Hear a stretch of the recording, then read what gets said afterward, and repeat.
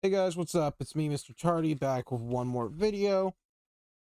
This one, I'm going to be doing a study guide for your Chapter 20 test for Glencoe's Introduction to Physical Science. This is about electricity. You guys should have a piece of paper. Now, if you want to write on this piece of paper, go ahead. You want to type out your notes, go ahead. If you type out your notes, you got to send them to me to print before, okay? Or if you want to get another piece of paper and write on it, feel free to do so. It's your notes, your paper. Do whatever you want. There's going to be 17 questions that are multiple choice. There are going to be 6 questions that are free response. And there's going to be 6 questions about circuits. Okay? So as we go through, just keep that in mind. One of the questions is going to be worth double the points. So that's going to be 30 points altogether. That means each question you get wrong is around 3.3 points. With that out of the way, let's get groovy. So the first thing that I talked about is electrical insulators. What is an insulator? Well, here's what I'm going to do. I'm going to type out a lot of these. Ooh, isn't that neat? Okay. Oh.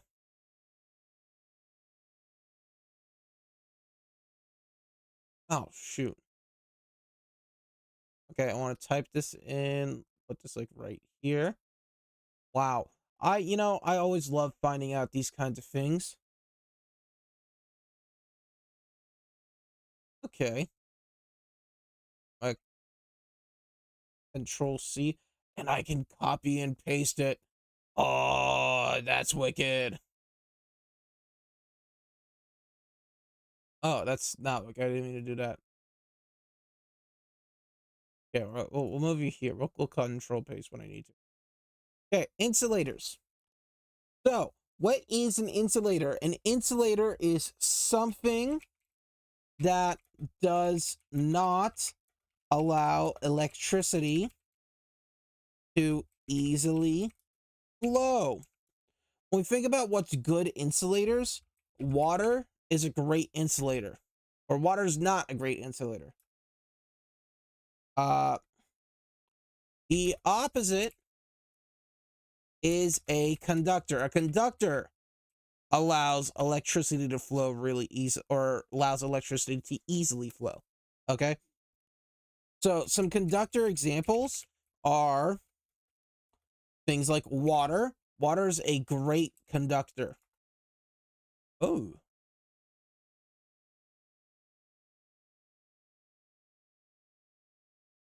conductors are stuff like water. Water is great at conducting electricity, so that's a good conductor. Another great conductor is metals. Okay? Examples of insulators include wood, rubber, and plastic. A lot of your wires are going to have a plastic or rubber coating around it. Wood does not conduct electricity really well, but it does burn, so we tend to not use wood. Okay? So that's what's the important thing to know. What did I do here? This is a process for note taking I want you to keep in mind. I wrote down what I was talking about. I wrote down a definition. I wrote down an opposite definition so I know what it is not. And I wrote down some examples. Okay? I gave a definition. I gave some examples. Let's kick it with the next one. So the next one I asked about electrons and charge. Okay? If you remember, atoms are made out of protons, neutrons, and electrons. Now, protons have a positive charge. Neutrons have a neutral or no charge. And electrons have a negative charge, correct? So, what happens if you have a lot of electrons? If you gain electrons or you have a lot of electrons, you have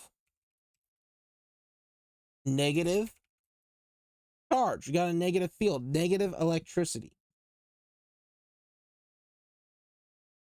If you have a lot of protons or you lose electrons, you have a positive charge.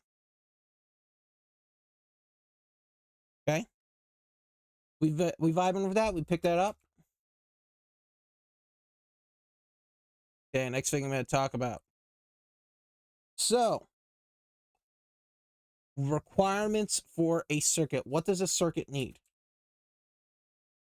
A circuit needs the following factors. It needs to be closed. It needs to have electricity run through it. And that's about it. I'm going to zoom in just in case I can't really see too well. Okay. Ooh. Okay, maybe I can...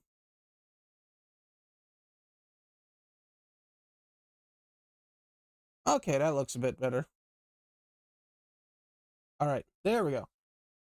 So, circuit needs to be closed, and they need to have electricity run through it. Let's think about what are the requirements needed for that.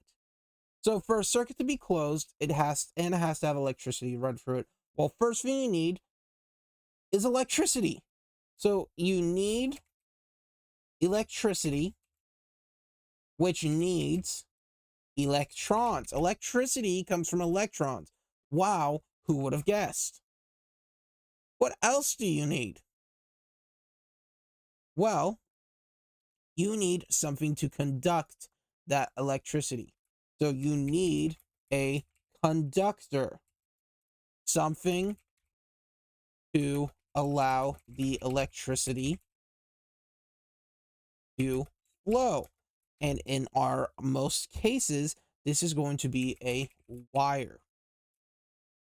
Okay? We feel that? We feel that, guys? Okay, let's hit it up to the next one. So, next one I asked is, how does a battery obtain our energy? So if you remember from my lectures, there are these things called batteries, which are able to produce electrical energy.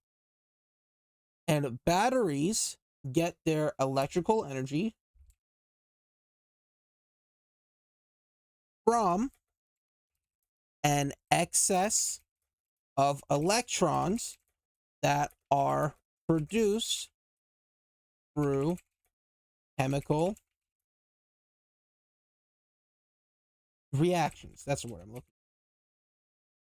So, you may have heard of a lithium ion battery. That means that the primary component in this battery is lithium ions. Okay? So there is a sort of chemical reaction that undergoes in order for the electricity to be made and for you to, well, get a battery. Okay? Oop. I gotta scroll down a bit. Womp womp. All right. So, next one is about electrical movement of releasing electricity. Okay. So, electricity, oop, electricity builds up in the form of static when you pull electrons. Okay? So, as you're walking with your socks, you got big old woolly socks and you're walking on a carpet and you rub your feet there. Or you got a balloon and you rub it against your head. What's happening? Well, you're pulling electrons from yourself to the battery or to the balloon. Or you're pulling electrons from the carpet to the floor. Now, when you go and you touch something, you're going to allow the electrons to flow from you. So they go from the left to the right. That wave, you know that wave motion I love to do? Well, that flow of electricity is called static discharge. That is the release of electricity. Okay? And when there's that huge movement, you may feel like a jolt or whatever. Okay? Oh, excuse me. Oh, hi. Okay. Next question I asked about. We wanted to talk about the measure of energy. Okay. So, energy is measured, correct? Yeah. Potential energy is at why I say potential. Energy is measured. If it exists, we can measure it. So, how do we measure energy? Well, one of the ways we measure it is through volts. Volts is often used to display the amount of electrical output. We often use volts to describe batteries. Okay? You can think you have batteries, you got the AA, you have the AAA, you have the 9 volt, you have the E batteries. All of these have different voltages. Okay? And so what does the voltage tell us? The voltage tells us how much electrical energy can we output. We measure this in volts, okay? Comprende, amigos?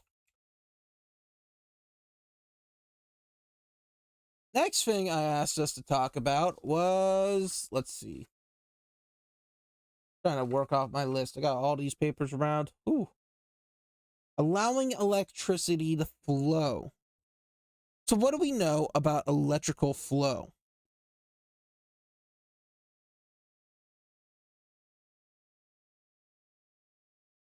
Anyone? Well, electricity needs a conductor to flow, right? What are good conductors? Well, when we talked about it earlier, a good conductor was something like water or, excuse me, metal. Okay. While the opposite is in insulators. Insulators resist flow. That's like plastic, wood, or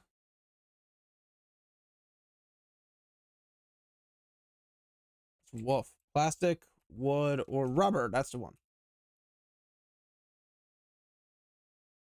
So think about what you might want if you are going to work on electricity. If you're going to work on electricity, you might want to wear rubber gloves. You might want to be connected to a wooden pole. You might want to have some form of plastic on you. Maybe a plastic face shield. Okay?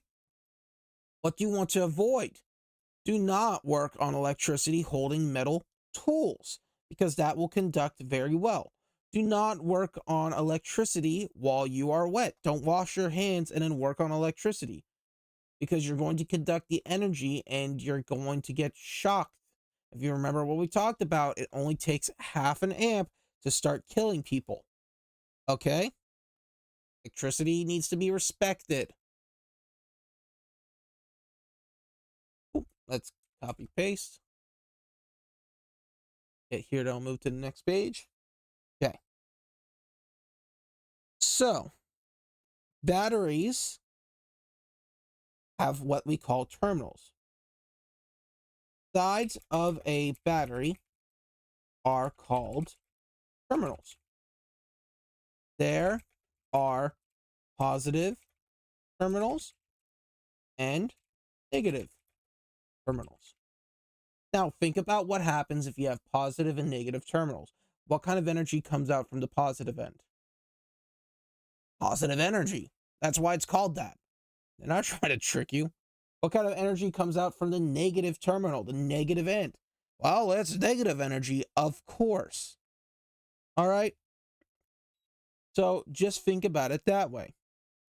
Positive end, positive terminal, positive energy. Negative end, negative terminal, negative energy. Dig it? We vibing. Cool, cool, cool. Whatever. Okay. So let's copy paste. Let's. Whoop. Ooh.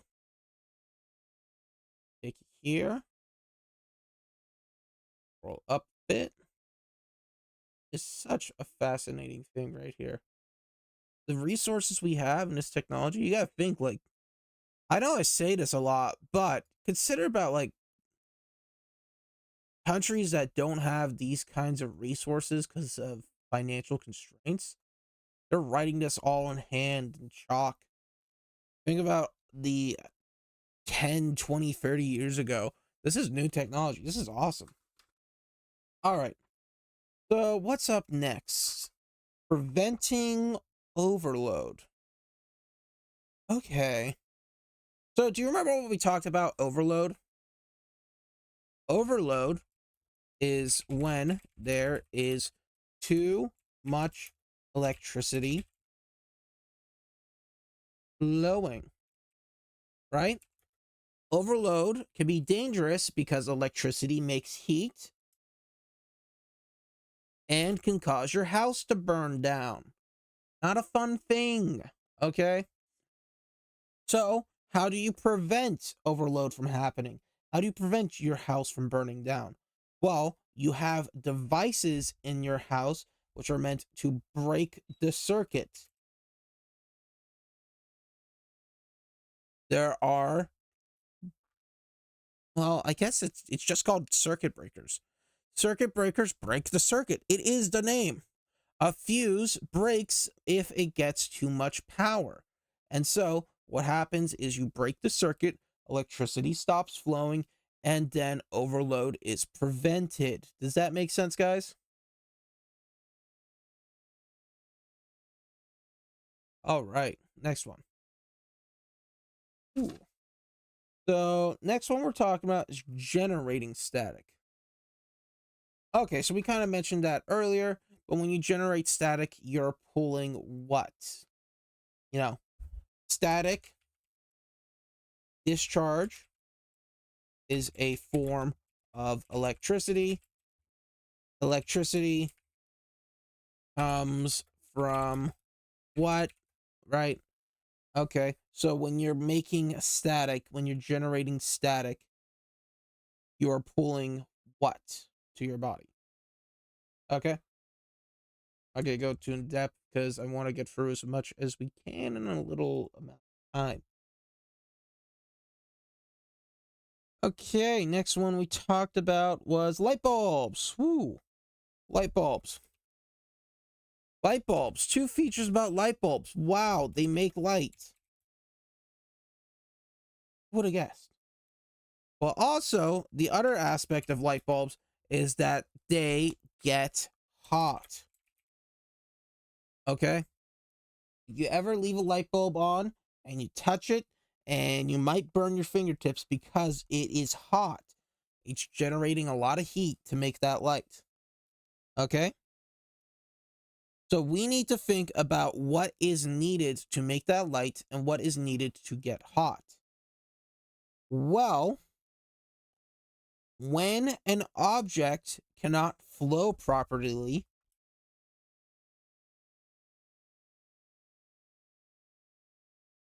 then the excess energy gets released in the form of heat and light.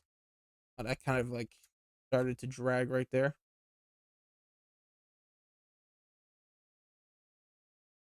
Just okay, whatever. So when you can't flow properly, there's going to be a buildup, which starts building up pressure and force and whatever. If you were to plug the end of a hose, what's going to happen? Well, the hose is going to start, right? So this is your hand.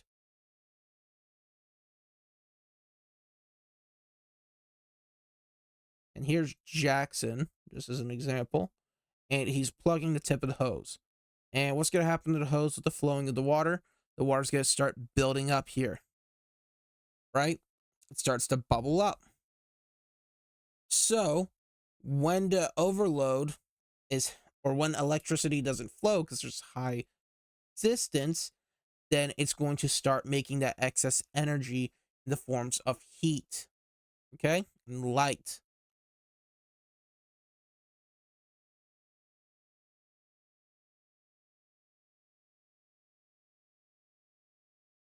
Okay, next question. So we're on our 12th question right here. Cool.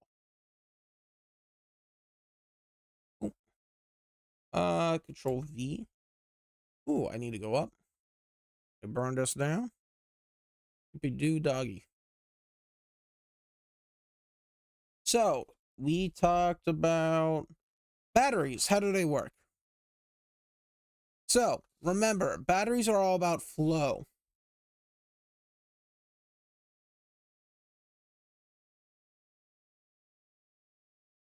Excuse me. So what needs to happen? Batteries need to flow. And we know stuff flows from negative to positive.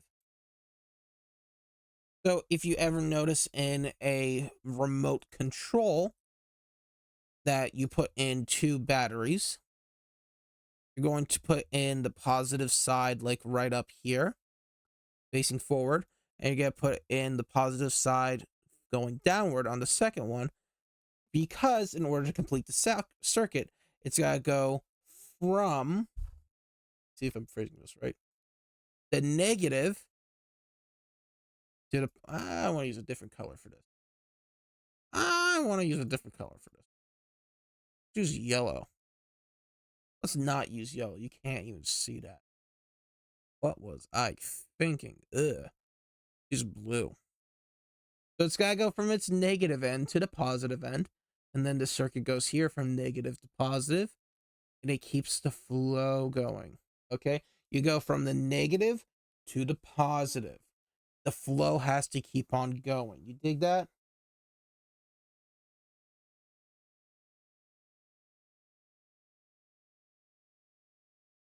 Okay, next one.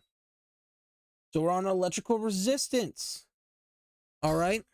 This one's about Ohm's law. This one's important for you guys to remember. Ohm's law says that V is equal to I times R. What does that all mean? Well, the voltage is equal to the resistance times the current. Or current times resistance in particular. That's what Ohm's law is. Okay? Oh, I did skip a thing. My bad. So that was Ohm's law, electrical resistance. Oh, put you down here. Scroll down a little bit. Okay. Electrical resistance. I guess we kind of just talked about it a little bit, but what you want to know is, how do you increase the resistance? Especially in a wire.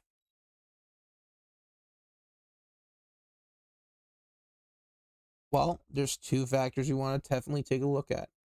You want to take a look at the length of the wire, longer the wire the better, as well as the size of the wire.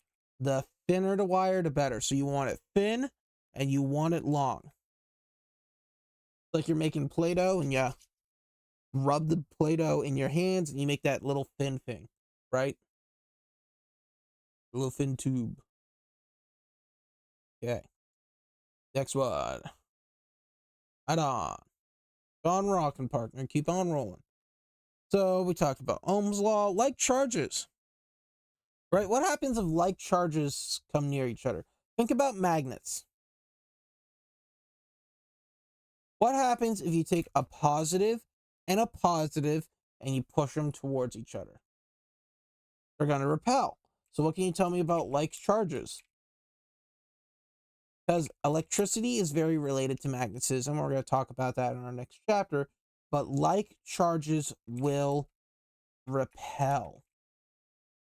Okay? But a positive and maybe you could overwhelm and force them together.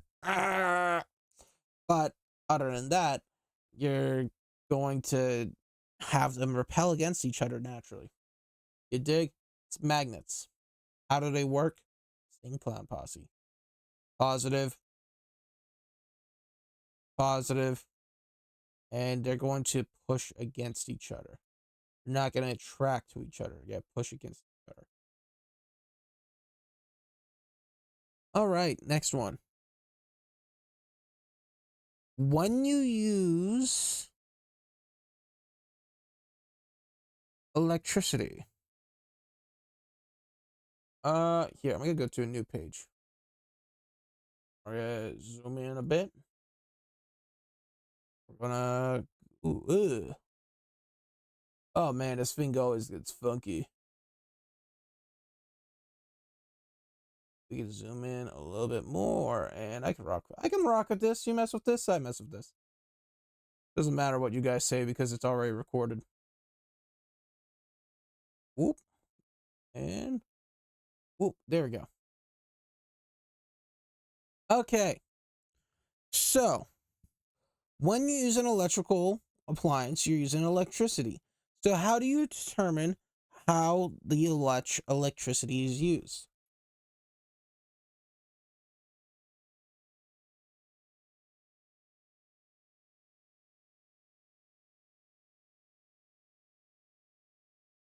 Well, you need two things. First off, you don't use electricity in a split instant of time. You use it over time. So you're asking, how long did I use the device? All right. Me recording, I'm at like 27 minutes right now. So I'm using 27 minutes worth of electricity. Of course, my computer's been on longer. So I've been using more electricity because it's been going over a period of time. But also, there is the aspect of how much electricity does the device use. Device electricity usage is kind of just the best way of saying it, right? Not all devices are created equal. The computer could use like 400 watts of electricity, while a dryer will use 1500 watts of electricity, while a light bulb, depending on your light, will use, I don't know, 5 watts of electricity. Okay, it's very much dependent on what the device is. So to determine how much electricity you're using, you need those two facts.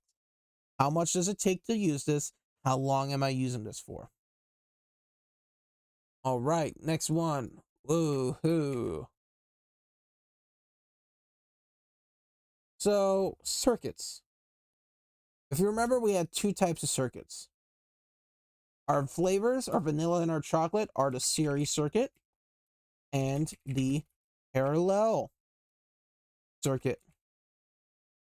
The series circuit allows for is one continuous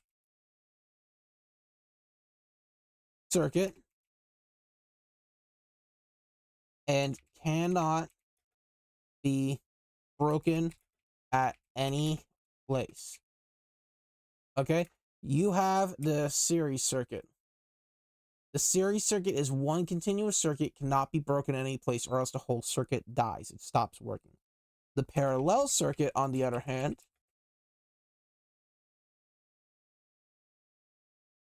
allows for different paths, so that if one path dies, you could take another path. You could take a detour. Sometimes that detour is not the nicest place, but you can still get there. You gotta go through Martin Luther King Jr. Boulevard. But you keep your windows closed, you'll be fine. Okay. Ooh.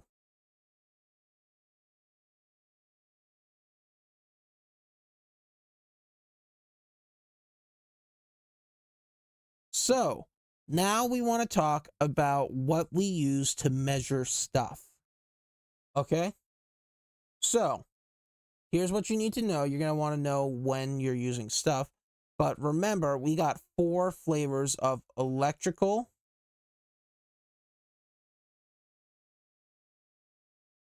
measurement.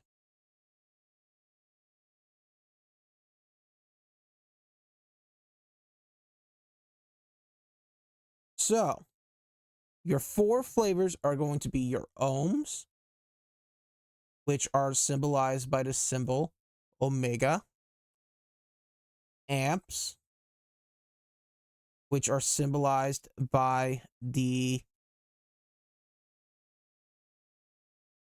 symbol, I guess, A.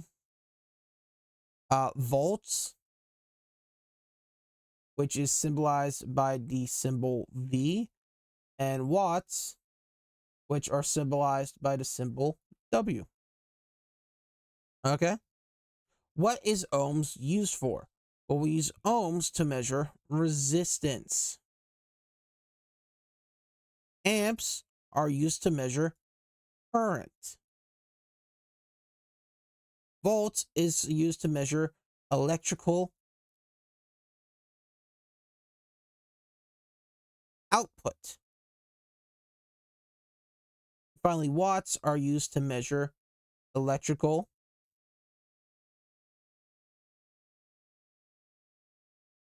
power. Okay, we dig that? Resistance, current, power, and output. Ohms, amps, watts, volts.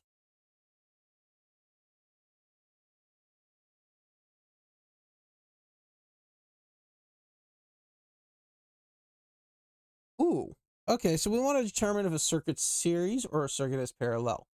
So, you might get something like this. You got your batterio. Okay, you got the wire going through it. You got the light bulb. La light bulb. And it comes back here. Is there one path, or is there multiple paths for the electricity to follow? That's the question you're going to ask. If there's only one path for the electricity to follow, this is going to be series. Now, what happens if we have a multi-path? So we got bam, boop, bop, bam. And then it goes right here. Jung dong, jing, jo, do, do, do, do, do. Okay, there we go. Boom and boom.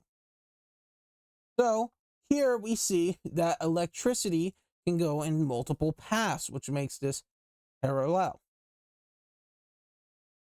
Electricity could flow through here, but if electricity gets smashed because this is broken or removed, we can actually go like this. Okay, you see how there's the blue and then there's the purple? Those are multiple paths which allow the electricity to work. All right. So that's parallel circuits. Now we're gonna look at modifying circuit. Woo. Okay, let's. Okay. Kill him. Kill him.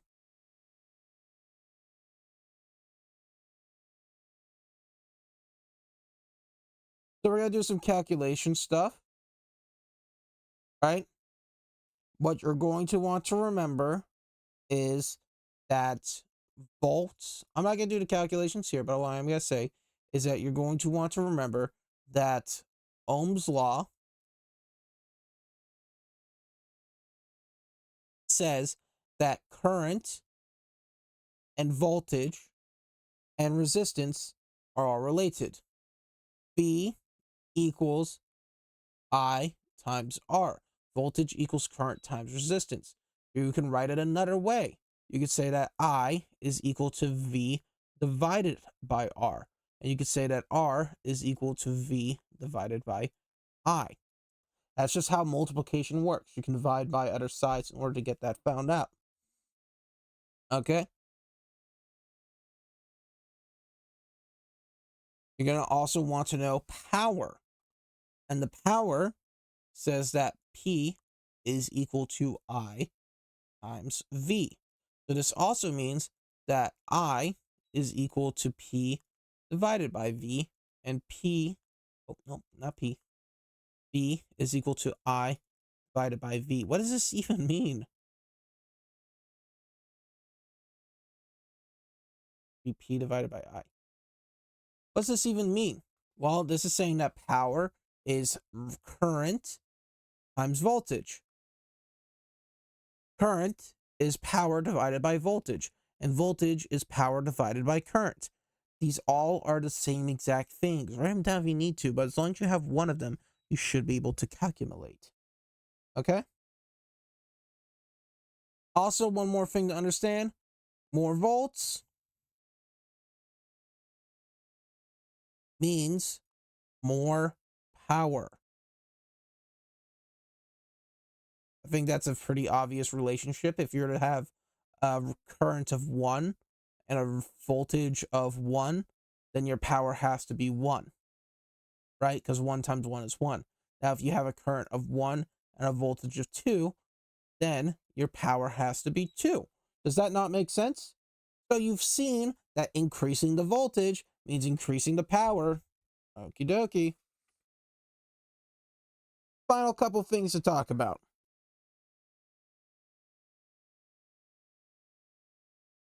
I want to bring this up as something worth mentioning. We notice that V is equal to I times R, and P is equal to I times V. Now recognize that this V right here is the exact same V right here. And so by the substitution principle, we can bring that here. Is this necessary for your quiz? No, but this is something that would come up in higher end electricity. So we can say that power is equal to I times R, which means that power is equal to I squared times R. Which we can then say that if we're given a power in watts and we're given a resistance in ohms and we're given a current, or we can find a current, it should be I equals the square root of P divided by R. There's our math skills. There's our calculations we've been doing. Okay.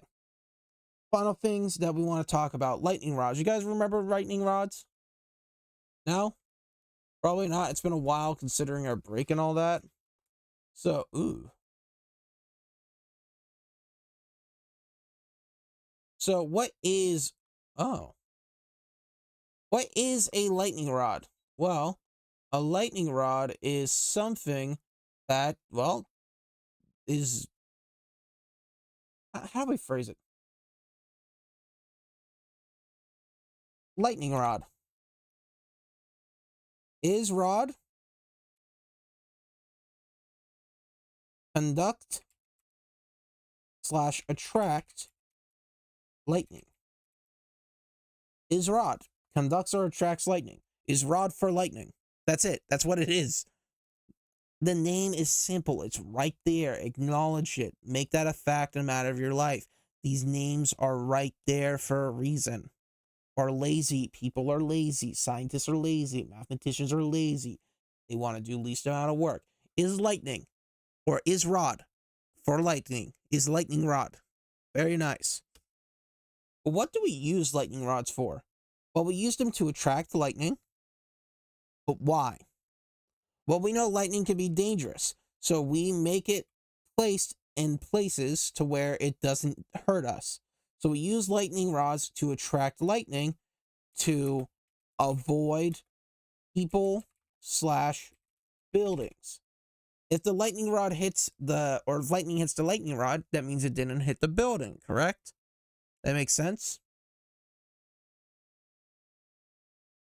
That's straight up what it is. I can't get more simpler in that explanation. Is lightning, or is rod for lightning? Final thing.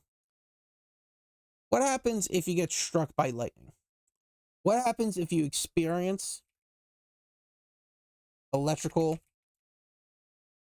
shock? Well, we have this part of our body called the nervous system. The nervous system sends electrical signals through the body in order to control aspects. When you move your hands and your body, it's because your muscles are contracting. But what tells your muscles to contract? Your brain. But how does your brain tell your muscles to contract? Through the nervous system. And it does that by sending electrical shocks. It's not powerful like an electrical eel, but it does affect, right? So what happens if you get shocked with lightning, or if you experience electrical shock? You're working on an open thing of wires,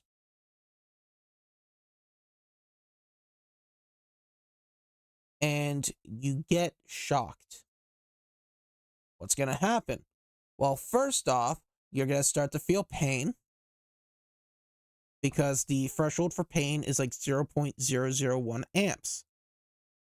At 0.25 amps, your muscles are going to start seizing up, because the electrical signals are going to get overwhelmed and your muscles are going to tighten up. So you might not be able to let go of what you're holding on to.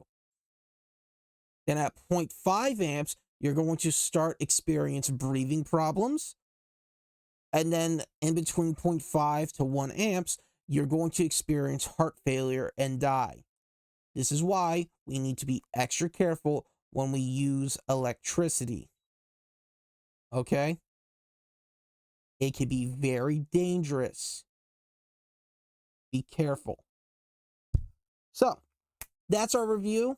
I hope you took notes well. If you got any questions, do feel free to ask me when I'm back. Yeah.